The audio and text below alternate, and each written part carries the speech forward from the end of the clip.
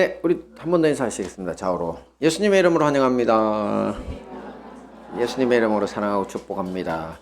네, 오늘 추수감사절인데 곁에 있는 분을 한번 보시면서 지난 한 해 동안 제일 감사했던 거 한번 생각해 보시고 한번 칭찬 한번 하시죠. 보시고 곁에 있는 분 얼굴을 쳐다보시면서 뭐가 제일 감사했는지. 네, 제일 감사했던 것. 네, 같이 있으면서 뭐가 제일 감사했는지. 네, 존재 그 자체로도 감사합니다. 그죠? 네. 곁에 있어 주셔서 감사합니다. 내 옆에 앉아 주셔서 감사합니다. 네. 감사합니다. 네. 오늘 말씀 우리 함께 보도록 하겠습니다. 오늘 말씀은 누가복음 16장과 17장이지만 17장 10절 한 절만 함께 보겠습니다. 시작. 이와 같이 너희도 명령받은 것을 다 행한 후에 이르기를 우리는 무익한 종이라 우리가 하여야 할 일을 한 것뿐이라 할지니라. 네, 오늘은 지난 한 해 동안 우리 삶에 결실 주신 모든 은혜에 감사드리는 날이죠. 바로 추수감사주일입니다. 그래서 오늘은 지난주 누가복음 성경 정독 범위에서 한 해를 돌아볼 수 있는 주제로 16장과 17장의 이야기들을 가지고 성실하라 겸손하라는 주제로 함께 은혜를 나누도록 하겠습니다. 먼저 함께 봅니다. 시작. 성실하라. 네, 예수님은 누가복음 16장에서 제자들을 모아놓고 돈과 사람에 대한 성실에 대해서 말씀하시는데요. 먼저 봅니다. 시작. 돈에 성실하라. 말씀 보겠습니다. 너희가 만일 불의한 재물에도 충성하지 아니하면 누가 참된 것으로 너희에게 맡기겠느냐. 네, 저 말씀이 바로 이해가 되십니까? 아주 참 이게 성경 난구 중에 하나입니다. 어렵다. 왜 저런 말씀을 하시지? 이렇게 하거든요. 근데 사실 저걸 좀 의역을 해보면 생각보다 쉽습니다. 자, 의역한 걸 한번 다시 볼까요? 시작. 너희가 돈이라는 이름의 사악한 것에 성실하지 못하다면 누가 너희에게 참된 진정한 부를 맡기겠느냐. 네, 저게 이렇게 의역한 겁니다. 그래서 불의한 재물, 저게 바로 돈이라는 이름의 사악한 것. 재밌죠?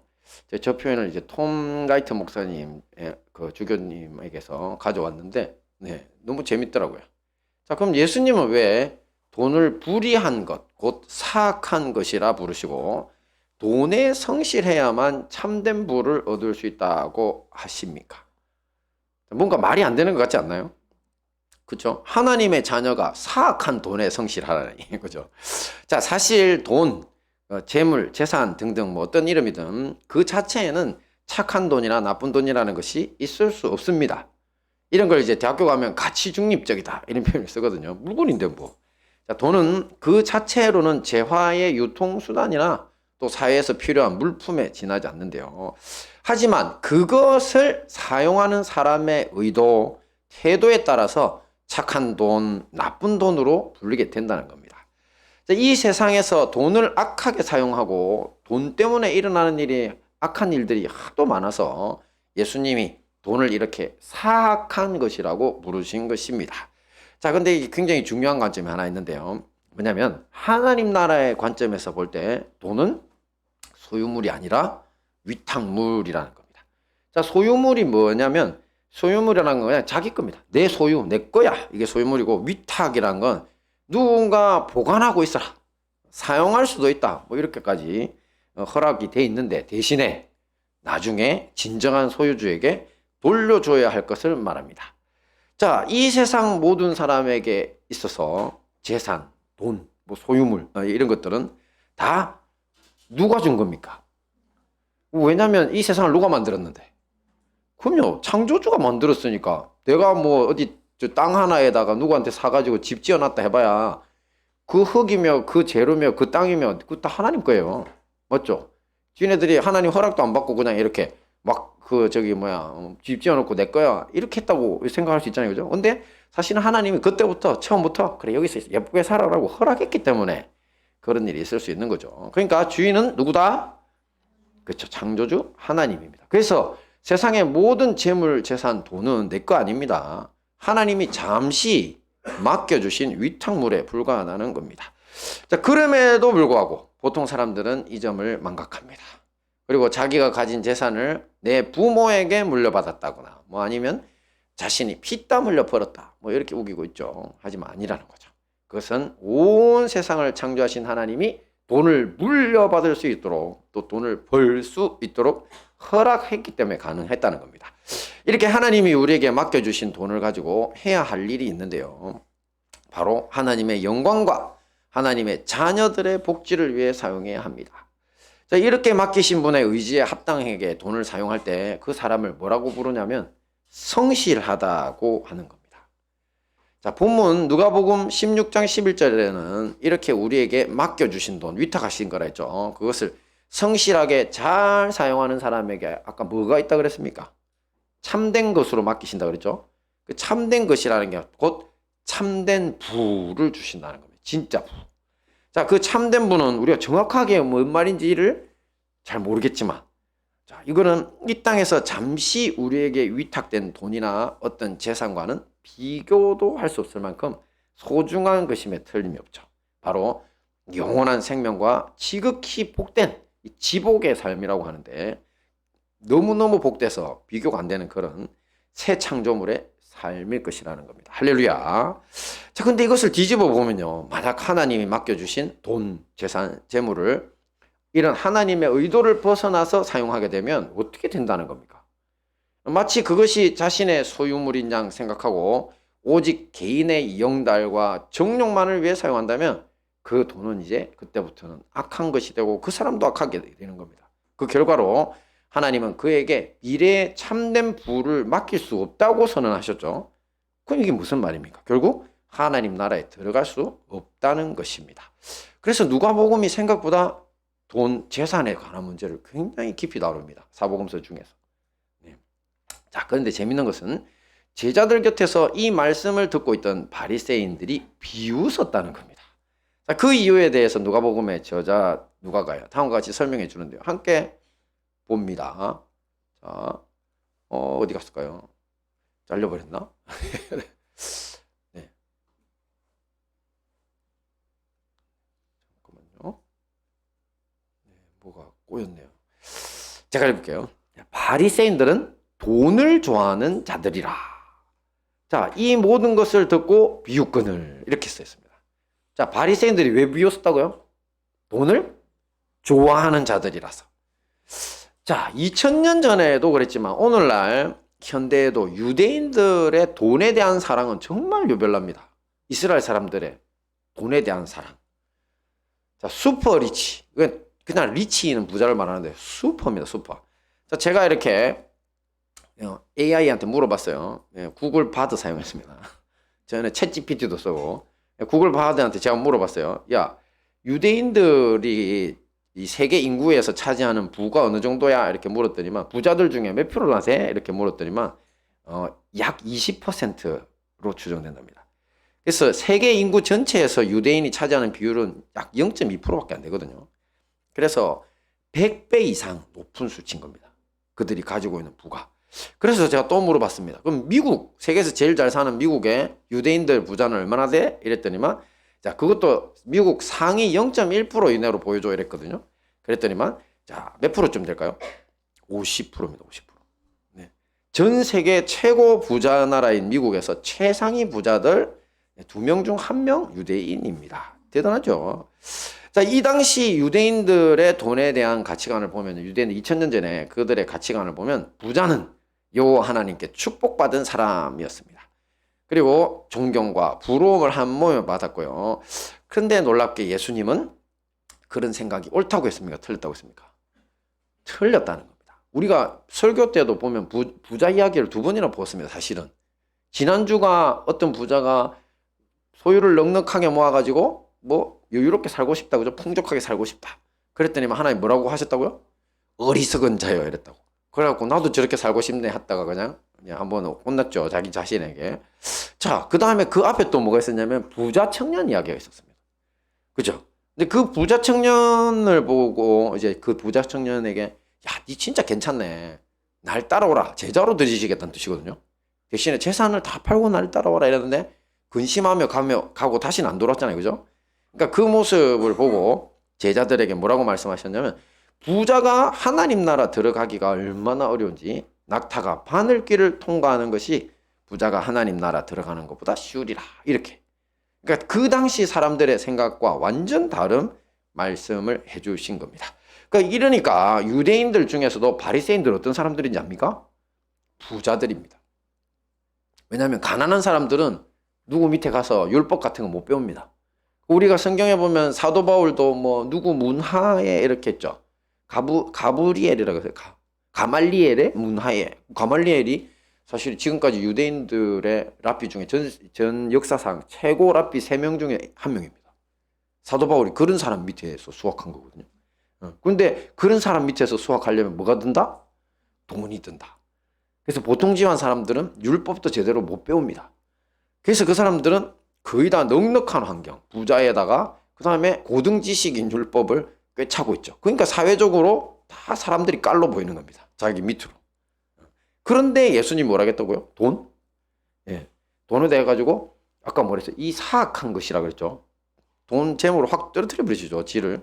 그리고 여기에 성실하는 것을 제대로 그 성실한 것을 하나님께서 예수님 말씀하시면서 성실하지 못하면 그 성실한 삶, 하나님 맡겨주신 본래 의도대로 살지 못하면 하나님이 진정한 부도 안 맡기신다 이랬는데 그런 게 어딨어. 이렇게. 자, 그러니까 이들이야말로 당시에 하나님이 맡겨주신 부를 이제 하나님이 주신 그 섬기면 아무 관심이 없고 마치 자기들의 소유인 양 거들먹거리는 이들이었던 겁니다. 자, 이런 불성실한 사람들에게 예수님이 한 가지 더 이야기하시거든요. 이번에는 사람에 대한 성실에 대해서 이야기하십니다. 함께 봅니다. 시작. 사람에게 성실하라 말씀 봅니다. 시작. 무릇 자기 아내를 버리고 다른데 장가드는 자도 간음함이며 무릇 버림당한 여자에게 장가드는 자도 간음함이니라. 자, 이것은 당시 유대교의 계명 중에서 암맘리에 제일 이 사람들이 신경을 안 쓰던 율법이 있었거든요. 그게 뭐다? 이혼율법입니다. 그렇게 모든 율법에 목숨을 거는 것들이 놀랍게 이혼에 대해서는 절대 신경을 안 썼습니다. 예, 연구를 통해 나타납니다.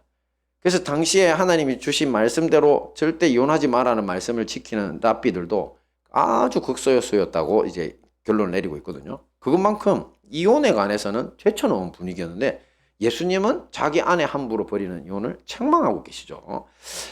자, 원래 자기 배우자는 어떤 사람입니까? 자기가 정말 사랑하고 가장 돌봐야 될 대상임에도 불구하고 이 당시 유대인들은요, 이혼 정서만 써주면 된다는 식으로 대했습니다, 아내를. 그래, 내다버리고 다른 여자를 얻는 못된 관행을 가지고 있었던 겁니다. 예전에 제가 부산에 있을 때 아프가니스탄 출신의 이제 신학생, 거기서 이제 이슬람연대 회개하고 선교사님 따라서 우리나라 들어와서 고신대 다니는 분이 있었거든요. 자, 그런데 그분이 이제 뭐라 하냐면 자기들은 아내들랑 살다가 마음에 안 들어? 그럼 시장에 가서 팔고 다른 여자를 사온다더라고요. 충격받으셨어요? 네. 그렇게 살았답니다. 자, 그렇게 이야기하시더라고요. 자, 이런 것을 생각해 보면 그 악한 고대 유대인들의 관행이 오늘날까지도 이슬람 국가 중에 있다는 것입니다. 이슬람 국가에. 지금 유대는 2000년 전에 한번 망한 바람에 그 풍습을 이어가지를 못했죠. 자, 이것이 바로 하나님의 계명을 지키는 선민이라고 불리던 이스라엘 사람들의 실체입니다.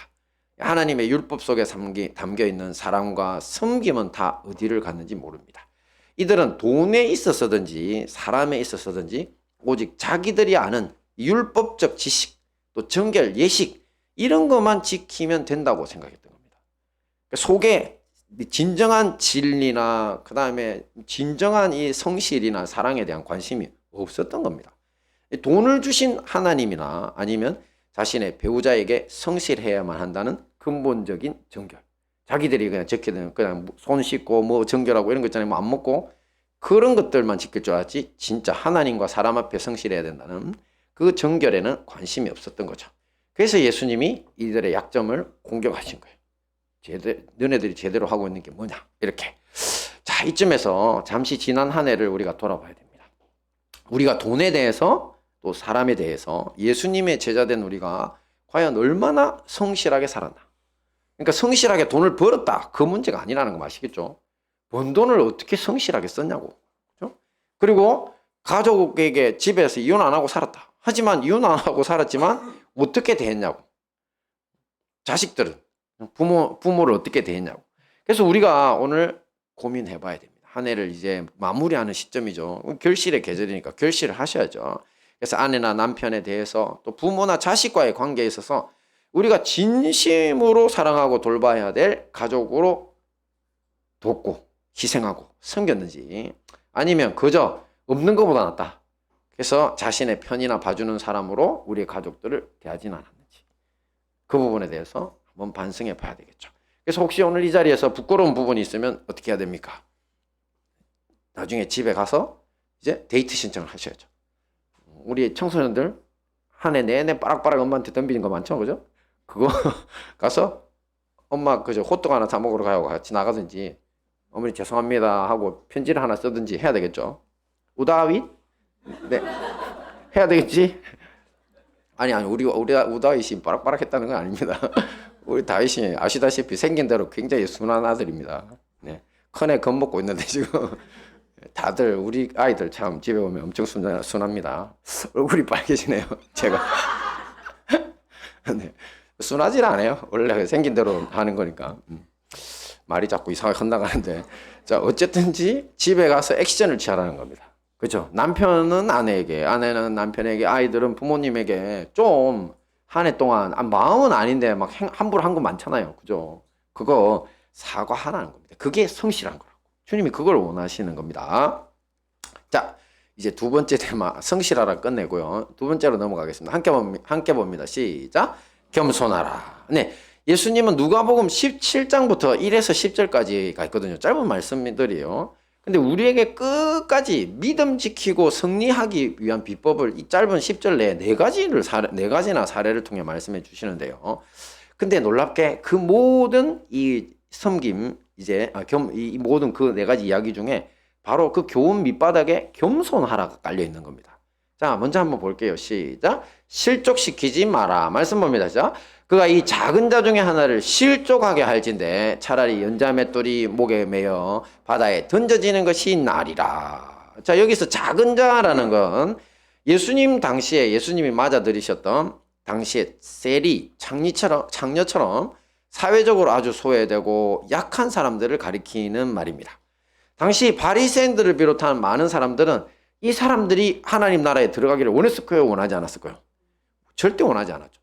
그리고 개하고 세리하고 창녀 이렇게 짐승하고, 그것도 제일 부정한 짐승 개하고 동급으로 하면서 늘 모욕하고 밀어냈거든요. 근데 예수님이 이들 맞아들이셨잖아요. 그죠? 그래서 세리와 창녀의 친구라 그랬잖아요. 그러니까 이렇게 약한 사람들을 예수님이 맞아들이셨는데 그들은 거부했던 사람들이죠. 그러니까 이들을 실족시키지 마라. 게다가 이제 우리 기독교 지도자들도 사실은 이 교사들도 이들의 약점을 이용해 가지고 약한 사람들을 착취하거나 거짓된 길로 이끌 우려도 있었습니다. 정말로. 그래서 이단도 나왔고, 그다음에 겉은 이단이 아닌데, 이론은 이단이 아닌데 하는 짓거리는 이단인 사람들이 꼭 나타났었거든요. 그러면서 작은 자들을 실족시켰더랬습니다. 자, 이렇게 작은 자를 실족시킨 사람들이 받을 처벌에 대해서 주님이 뭐라고 하셨냐면, 얼마나 무서운 처벌이 기다릴지 짐작조차 할 수 없어서 차라리 그 사람은 자기가 맷돌을 목에 걸고 바다 밑바닥에 떨어지는 처벌이 제일 나을 정도라고 하신 겁니다. 저 얼마나 무서운 처벌입니까? 그죠? 적어도 연자맷돌 큰 구멍이 달려 있는 그 소나 나귀가 끌던 큰 수백 킬로그램의 맷돌이거든요. 그걸 목에 걸고 그냥 바다에 던져버린다.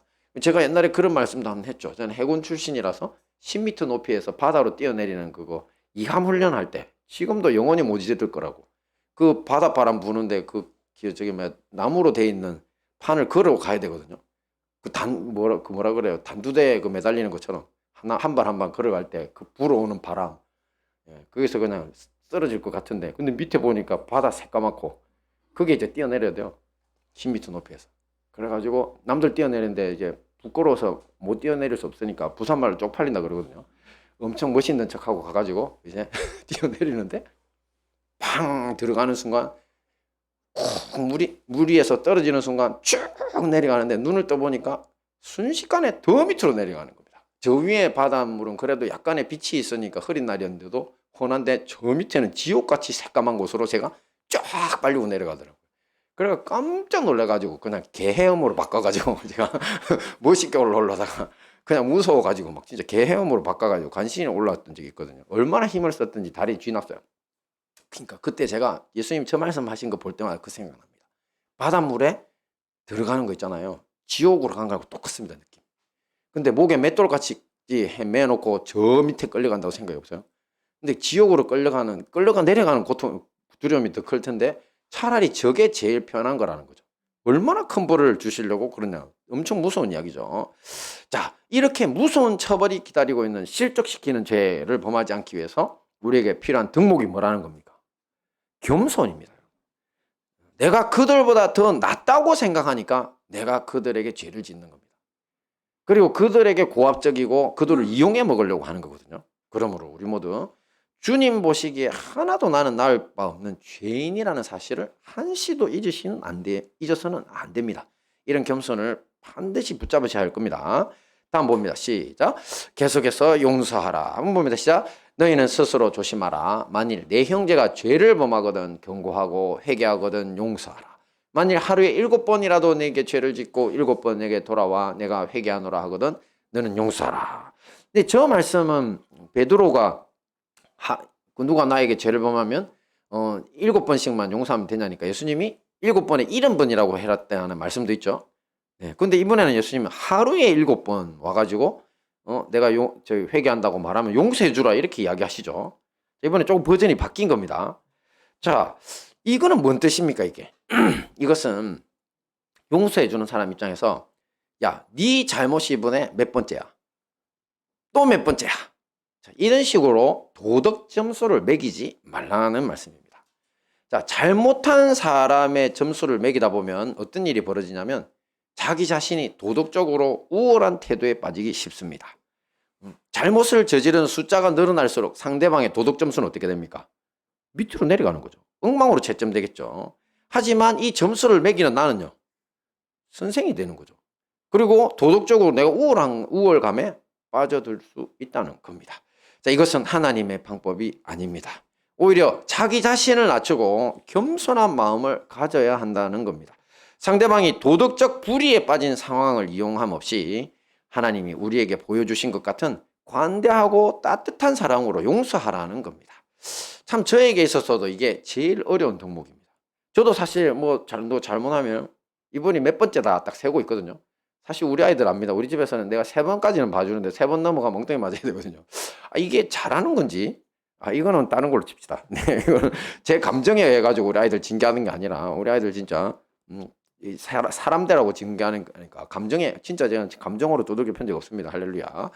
자, 그러니까 이건 빼고 근데 아내하고 관계에 있어서 집사람도 저한테 잘못하는 게 있고 저도 집사람한테 잘못하는 것이 있을 텐데 그러면 옛날에 잘못한 것까지 다 머릿속에 한꺼번에 밀려오더라고요.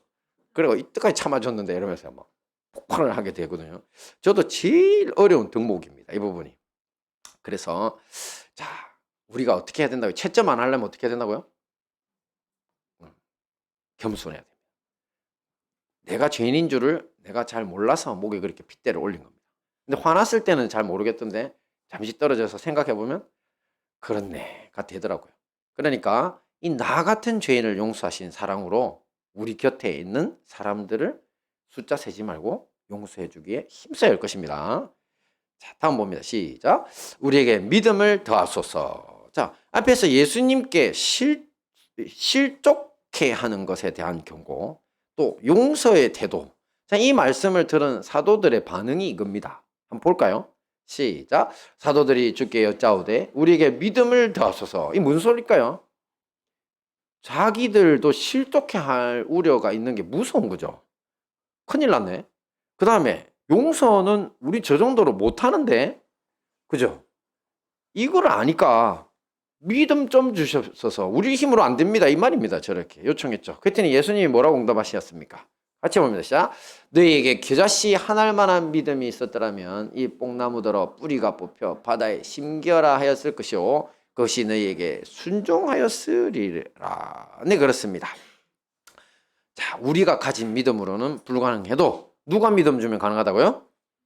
하나님이 믿음 주시면 가능한 겁니다. 그래서 하나님이 주시는 믿음은 그 크기가 아무리 작아도 모든 용서도 가능하게 하시고 실족시키지 않는 능력이 된다는 겁니다. 할렐루야. 그러니까 우리 힘으로 용서 안 되는 것, 내 감정으로 용서하려고 노력하지 마시라고 했죠. 하나님의 은혜와 능력을 받아서 우리가 용서할 수 있습니다. 대신에 이제 용서는 안 되더라도 뭐 이랬죠? 원수를 사랑하라가 어떤 거라고 했습니까? 원수를 감정적으로 사랑하는 게 아니라 그랬죠. 내가 예수님처럼 선대해라 그랬습니다. 선대하고 있으면 용서할 수 있는 마음을 하나님이 하늘로부터 부어주실 건데, 그건 겨자씨 하나만한 아주 똑 눈에 보이지도 않는 작은 그 믿음이지만 쏙 들어오면 용서하고도 남는다. 할렐루야. 자, 이에 대해 예수님은 하나님이 주신 이 겨자씨 하나만한 믿음을 통해서 또 다른 일도 가능한 것을 말씀하시는데, 바로 뽕나무가 뿌리째 뽑혀 바다에 심겨지는 일이 가능하다. 이거는요, 성령 안에서 하나님의 역사가 일어나면 우리 자신이 꿈도 꾸지 못한 어마어마하게 거대한 하나님의 능력에 접근할 수 있다는 소리입니다. 하나님이 믿음을 주시면 아주 작은 그 믿음이라도 어마어마한 능력의 사람이 될 수 있다는 겁니다. 그럼 저 능력의 사람이 되는 사람들이 생각보다 많았습니다. 우리 한국 기독교가 지금 여기 100년을 넘어서 여기까지 올 수 있었던 것은 사실 뭐 최걸렁 목사님, 우리 무슨 목사님들 많습니다. 앞에서 누굽니까? 조용기 목사님도 그런 사람들이었고, 다들 엄청난 능력들을 주시거든요. 그리고 또 여러분도 아시다시피 계속 기도하다 보면 원하든 원하지 않든 은사가 옵니다. 그래서 그 능력들에 접근하게 되거든요. 근데 그때 우리가 이제 이게 내 힘이고 내 능력인 줄 알게 되면 어떤 일이 벌어진다고요? 그건 마귀가 사용하게 됩니다. 그래서 이때 필요한 덕목도 뭐죠? 겸손입니다. 그렇죠? 그러니까 이 큰 능력으로 타락하지 않고 믿음을 끝까지 지킬 때 필요한 것이 겸손이라는 거죠. 그래서 여러분 많이 기도하셔서 용서의 능력도 기르시고 실족시키지 않게도 하시고 많은 또 그 외에 다른 능력 있는 것들을 하십시오. 하지만 항상 겸손을 밑바닥에 깔고 주님 저는 죄인입니다. 그렇게 하실 수 있어야 된다는 거죠. 마지막 보겠습니다. 시작. 하나님을 빚진 자 취급하지 마라. 네, 마지막으로 예수님은 밭을 갈거나 양을 치고 돌아온 노예에 대한, 그러면서 그 노예가 받는 대접에 대해 말씀을 해주시는데요. 우리 한번 볼까요? 시작. 너희 중 누구에게 밭을 갈거나 양을 치거나 하는 종이 있어 밭에서 돌아오면 그더러 곧 와 앉아서 먹으라 말할 자가 있느냐? 도리어 그더러 내 먹을 것을 준비하고 띠를 띠고 내가 먹고 마시는 동안에 수종 들고 너는 그 후에 먹고 마시라 하지 않겠느냐? 네. 당시 노예들은 밭이나 들에서 땀 흘려 수고하고 돌아왔다고 해서 보신 말씀처럼 주인에게 환대를 받지 못했습니다. 도리어 집에 와서는 주인의 식사 준비 또 식사 수종 다 든 후에나 자기 음식 먹고 쉴 수가 있었는데요. 그렇다고 그 일을 다 했다고 주인이 야 감사하다도 하지 않았다는 거죠. 자, 예수님은 제자들에게 이런 말씀을 하시면서 너희들도 이런 태도로 하나님 앞에 서야 한다고 말씀하셨던 것입니다. 자, 어떻습니까, 여러분? 여러분들은 좀 충격적이지 않습니까?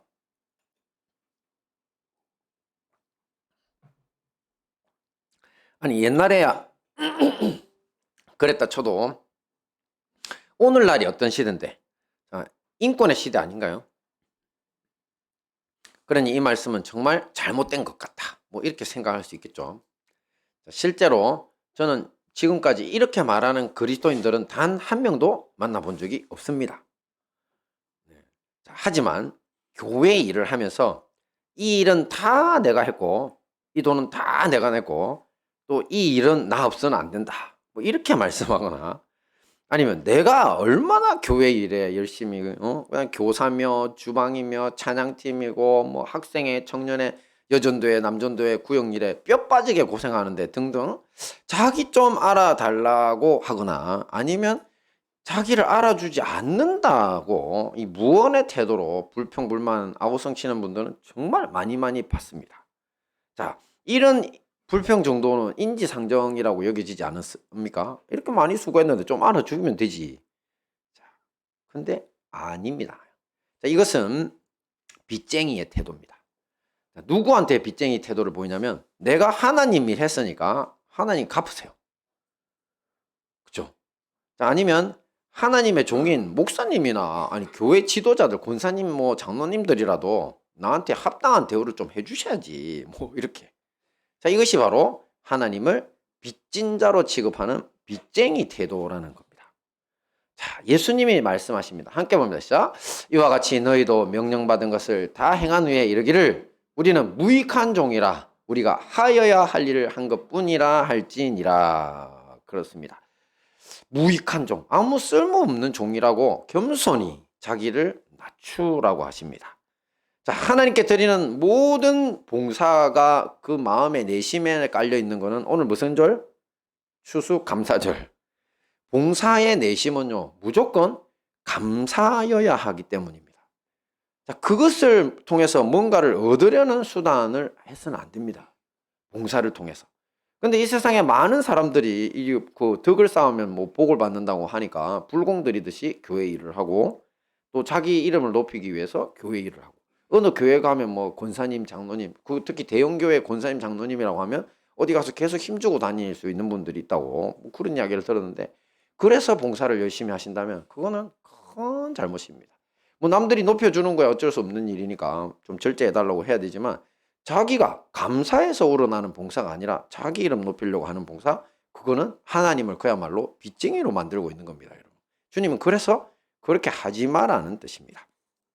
자, 하지만 만약 우리가 정말 겸손하게 정말 감사해서 우러나와서 하나님의 일을 하게 되면 우리에게는 어떤 복이 있을까요? 함께 봅니다. 시작. 감사로 제사를 드리는 자가 나를 영화롭게 하나니 그 행위를 옳게 하는 자에게 내가 하나님의 구원을 보이리라. 할렐루야. 그렇습니다. 어떤 일에도 어떤 사정에 있어서도 이런 감사로 제사 드리고 감사로 봉사하는 사람들에게 하나님이 구원, 곧 구출해 주신다는 것입니다. 자, 우리 모두 이 모든 겸손과 진정한 감사로 주님을 영화롭게 함으로 올 한 해 칭찬받는 마무리에 힘써야 할 것입니다. 자, 말씀을 정리하겠습니다. 오늘 우리는 이 좋은 추수감사절에 한 해를 잘 마무리 짓고 더 나은 새해를 맞이하기 위해서 오늘 누가복음 16, 17장 말씀을 통해 두 가지 태도를 살펴봤죠. 각각 뭐였습니까? 첫째, 성실하라. 그렇습니다. 누구에 대해서 성실하죠? 돈과 사람에 대해 성실하라. 그 다음에 뭐였습니까? 겸손하라. 그렇습니다. 실족시키지 마라. 용서해라. 우리에게 믿음을 더해달라. 또 하나님을 빚진 자 취급하지 마라. 그 모든 밑바닥에 있는 덕목이 뭐였다고요? 겸손이었다고 했습니다. 이 모든 말씀으로 이 좋은 추수감사절에 성실과 겸손으로 승리하시는 우리 행복한 다니엘 교회와 형제교회 성도님들 되시기를 축원합니다. 아멘.